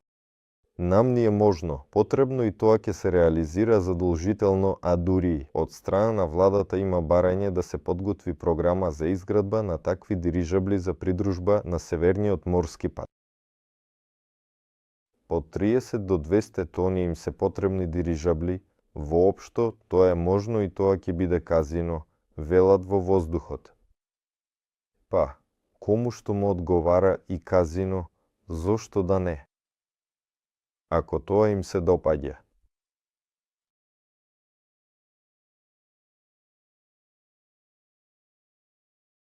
Повторно за вакуумски дирижабли или дирижабли со негативен притисок. Дали е можно да се создадат? Па, вакуумските навистина се невозможно. Сопромат вели, не. Таквата цврстина на обвивката која ја задржува вакуумот ќе тежи толку не дека таа мора да исплива во водата. Во водата. Таа мора да исплива во воздухот за да ја изврши функцијата на дирижаблот. Но таа ќе биде толку тешка, што едноставно ќе потоне во водата. Таа ќе биде со вакуум. Тоа значи дека целата таа подемна сила, која се припишува на вакуумот, ќе биде помножена со нула само поради таа конструкција, која треба да го задржи атмосферскиот притисок, за да не се сруши назад. Тоа е невозможно. Видел одлична идеја да се пренесе зрак светлина со помош на дирижабл во ноќно време на соларна панел за производство на енергија во текот на ноќта. Да, некој неодамна дури почна да шири видеа за тоа дека можеш да нарачаш сончева светлина, но тоа планираат да го прават преку Вселената, а сега, да, преку некој стратостат. Направивме идеја, класна беше голем проект. Руско-јапонска вселенска станица требаше да се реализира со огромно огледало и таа требаше да собира енергија од сонцето и да ја испраќа тука со зрак. Но со јапонците имаме, како и секогаш, политички неуредности и проектот заглави. А така, да, користењето на стратосферни апарати како електрични станици во целина во иднина го сметам за возможно. Тие имаат доволно огромна површина. Од овој апарат, ако се постават соларни панели, со оглед што атмосферата е разредена од сонцето, таму има многу повеќе сончева радијација, може да произведува многу електрична енергија. Како да ја донесеме од стратосфера тука? Исто така е проблем. Сите овие се технички прашања и сите се решливи. Разбирливо е дека секое техничко прашање во современите економски реалности има и втора чаша на вагата колку тоа ќе биде исплатливо во однос на постојните решенија. Но технички е возможно. Прашањето е само за економската ситуација, што ќе биде со пазарот момент. Може и фактички да биде возможно. Се сеќавате на стаклениот мост во Кина. Еве тука стаклен под. Летате од озгора, гледате надолу преку стаклените подови. Мислам дека ова ќе биде задолжително во сите туристички опции. Дискообразен дирижабл со можност за симбиоза со цилиндрична инженерска кула. Летечка архитектура за екскурзиско обслужување над градот. Се загрижувам за тоа што дирижаблите најверојатно немаат многу надворешни облици кои најверојатно одговараат на квалитетна експлоатација. Затоа што таму ветерот не дува од таа страна или се случило нешто друго и целата таа нестабилна работа ќе биде опасна. И, најверојатно, постои навистина малку заеднички облици како што секи изгледа. Но таму дизајнот, внатрешниот интериер, функционалноста, тоа да, ќе се разликува природно. И тука повеќе треба да се размислува за функционалноста.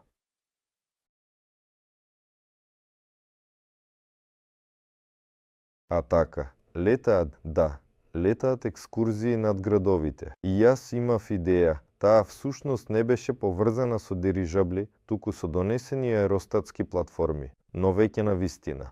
Многу големи. Тоа е како што нашите инженери правеа на вднх, таму имаше голема сфера, тука. Сакам да кажам кафес, но не кафес. Воопшто, местата каде што патниците седеле. И тој се врзуваше, се подигнуваше нагоре. Гледа таква екскурзија, се спуштаа надолу. И еве ја следната генерација на овоја атракција, условно подигнат. Горен ресторан. Зошто да не? Некде, во центарот на градот стои таква работа, влегувате внатре. Таму има вистински ресторан и бац, тој се подига во воздухот и вие веќе гледате над градот од озгора. Таму има програми, сите јадат и тој повторно слетува. Естетски ќе изгледа неверојатно, ќе привлекува туристи, ќе привлекува посетители. Во Дубај изгледа, на Палмата сега има таков атракција, каква што имавме на вднх. Таму изгледа дури има и некој стол, изгледа може да се јаде нешто.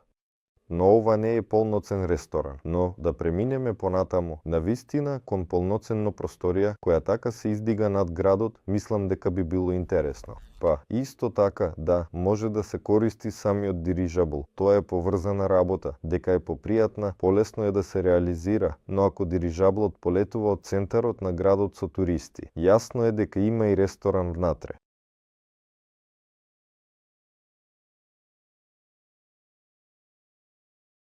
Што уште имаме по идеи?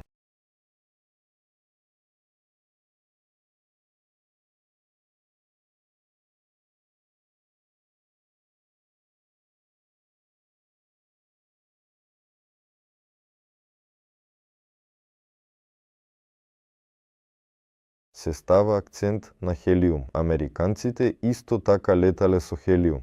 Ударивме во водата, потонуваме. Во Советскиот сојуз бевме, полетавме. Со што заврши работата? Па. И што? Автомобили секој ден се судираат, а секој ден не се судираат. Има горко искуство, има и добро искуство. Постои бројот на авиони што паѓале кога само започнувале да се создаваат, а колку хеликоптери. Прашање за елингите. Дали веќе постои проект за елинг кој е одобрен од Ростехнадзор и колку време е предвидено за неговата изградба? Одобрен проект за сега нема, но самите проекти веќе постоја. Времето, во зависност од тоа кој елинг, малку се разликува. И мали, и средни, и големи. Може да се започне на таков начин, може веднаш да се гради голем каде, што ќе паркираат и малите и средните апарати. Сега го развиваме ова управувачко решение до крај и ќе започнеме. Кога ќе одлучиме, ќе кажеме. Во целина, Киржач се изгради за 1 година.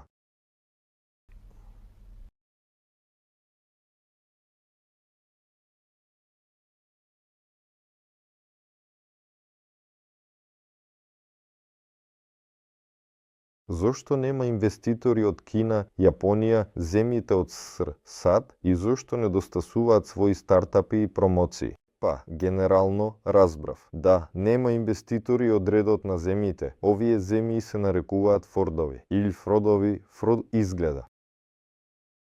Тоа е поврзано со нивната внатрешна политика, дека граѓаните имаат забрана да инвестираат пари некаде надвор. И за да не тероризираме, да не се впуштаме сами, едноставно таму не водиме никаква активност. Иако, инвеститорите од овие земји сами доаѓаат, бидејќи информацијата до нив стигнува. Сепак, со помош на криптовалутите, сега е можно да се направи тоа, но со нанивен ризик. Летачките домови, таков концепт воопшто, да се доведе индустријата до тоа. Да има летачки домови, летачки ресторани и сите. Да се преселат на второ ниво во целина, најверојатно е можно. Тоа би било одлично. Па, замислете, сите летаат куќи, летаат ресторани, летаат трговски центри. Ние се движиме со нив. Таму од еден на друг прелетуваме со дрон. Земјата не ја газиме, природата расте. Не треба да ја бетонирате. Воопшто, да се искачите на второто ниво. Тоа е како да е таква. Суперкултурна задача. Навистина треба. Сите да се обединиме, но нема ништо невозможно. Ако дирижаблот може да слета, тогаш сакам подводен ресторан со панорамски прозорци. Прво да летам, а потоа да слетам да ги разгледам жителите на Бајкал медузите во морето, како аквариум наопаку. Да, дирижаблот може да слета, слетувањето на дирижаблот на вода всушност е полесно дури и од слетувањето на земја. И еве така, да се потопи цел ресторан внатре. Одлична идеја, внатре во туристичкиот дирижабл. Може да се размисли за тоа како да се пресметаат напорите, дали винтовите ќе можат да го притиснат за кратко време за да се спушти до водата и да се создаде некое пространство. Исто така, може да се направи внатре во дирижаблот да има базен со вода од езерото Бајкал, каде што просто се отвора шлс и се поставува мрежа за безбедност. Но генерално тоа е за управување со небоскреби и високи згради. Генерално може да се размисли за управување со високи згради и небоскреби. Не знам, треба да размислам. Кој е конкретно? Нешто ми се чини дека околу небоскребите има такви чудни, не чудни, туку ветрови со особености. И полесно, најверојатно.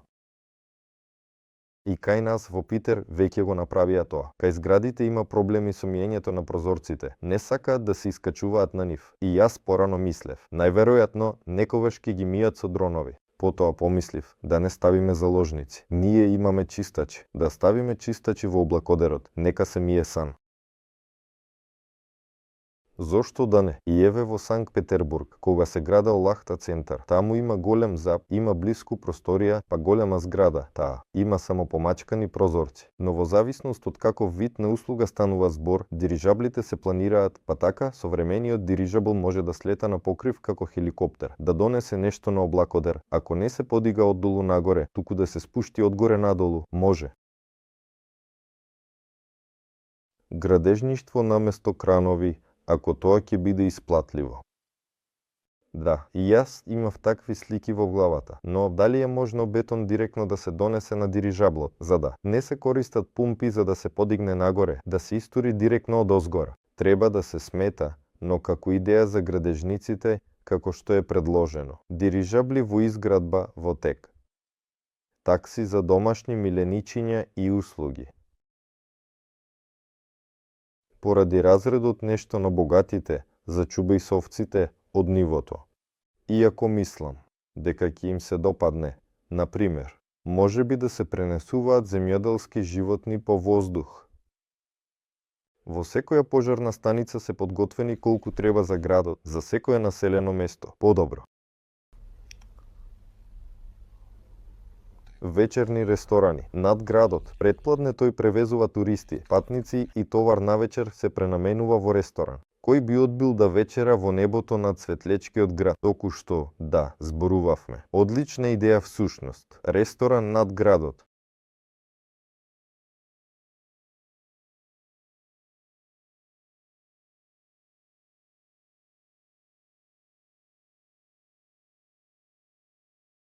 Кој тип на погон? Електрика, механика, хидравлика? Ова е прашање, веројатно од контекстот. Хидравлика, ако се работи за репното оперение, изгледа беше. Јас се сеќавам, во Киржач имаше такви машинки на реповите.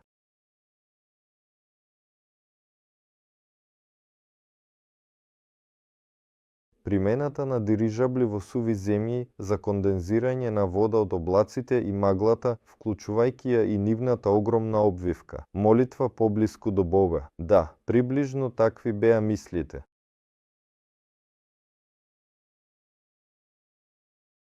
Бесплатен замрзнувач за морски плодови, да се улови риба во океанот, да се донесе на пазарот во градот свежо замрзната риба преку стратосферата. Идеја. Така, да се измери брзината на етерскиот ветер, да се повтори експериментот во Мантилционото море на голема висина. За науката, нели? Науката, сметам, ќе се користи широко. Испорака на резервни делови за бушачка техника и соработна екипа. Задолжителна примена. Дирижаблите, едно од првите места каде што тие се, многу потребни, во нашата земја. Потрага по риби. дирижабл со екран за пропаганда. Мислам дека во иднината, кога екрани ќе научат да прават, веќе ги научија да бидат флексибилни, во најблиска иднина ќе може да се направи целиот дирижабл да биде голем екран. Не сакам, секако, оваа хипнотичка работа да влијае погрешно, како што е напишано, за пропаганда на свеста и на умовите, но се е можно. Ретранслатори на енергија, да се направи небото екран ќе биде пофино. Од северното синие, например, можеби. Да, северното синие ќе спроведеме експеримент во блиска иднина да подигнеме стратосферски апарат. Постои идеја како дополнително да се ионизира просторот. Најмот на дирижабл ќе биде јасен и разбирлив и јасен.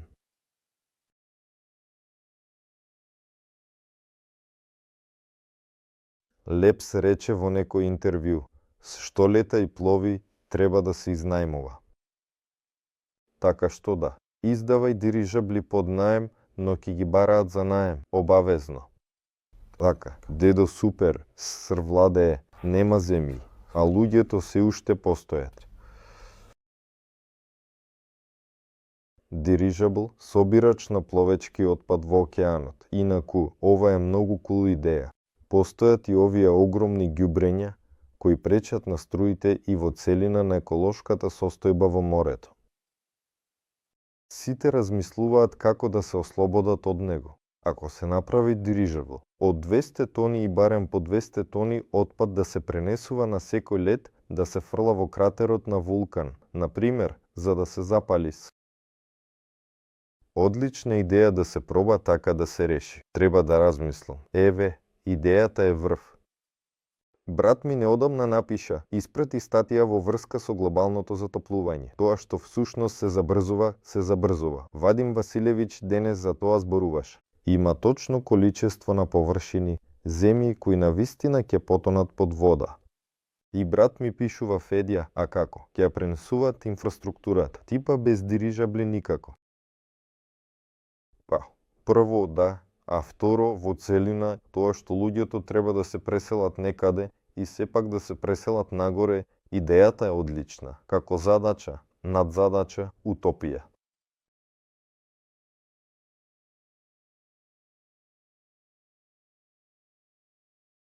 Треба да се направи дирижабл со сменливи модули. Денеска е приклучен ЗАГС, утре ќе се смени болницата, задутре товарната платформа. А тие, најверојатно, такви и ќе бидат. Тоа е најверојатно и логично и оправдано, најверојатно. Така, во целина, спрочитав. Сега уште еднаш ќе се вратам на вконтакте, ќе погледнам. Идејата да се собира отпадот од океанот ми се појави во главата. Така, момци, да завршиме. Пак се приближуваме до 2 часа. Напишете која ви се допадна најмногу идеја. И ние сигурно ќе избереме 2-3 најдобри идеи и мислиме дека ќе биде одлично и корисно. Во чата, во Телеграм, ако сте таму, очекувајте. Ќе напишеме кој е најкул во Телеграм. Дајте ми уште малку време да генерирам идеи, бидејќи запишаното. Не го гледаат само во живо. И утре, во првата половина на денот, наутро, например. Во Телеграмот ќе избереме така што ако гледате во запишаното, не се загрижувајте, пишувајте во телеграмчатот за предстарт идеи за користење на дирижаблите, а јас денеска ќе споделам видео од канцеларијата каде што влегуваме. Сите, ви благодарам. Предлагам да завршиме тука. Чекајте нови видеа, следете не, помагајте, поддржувајте, лајкајте, правете репости, инвестирајте, бидејќи е потребно да се градат дирижабли. Инаку, ние со инвестициите сме во ред. Еве, за она што Павел го спомена на самиот почеток, бројките за проектот. Правната структура се утврдува и наскоро ќе започнеме со првите финансиски операции. Тоа е како да изнајмеме канцеларија и така натаму. Се ќе раскажуваме, ќе покажуваме. Ладно, сите ви благодарам, сите ве прегрнав, ве подигнав. До скоро видување.